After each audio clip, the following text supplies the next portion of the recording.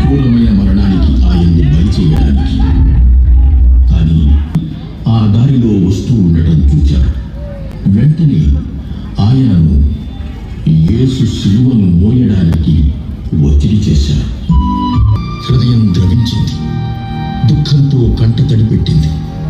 ధైర్యంతో యేసుని చెంతకు చేరి,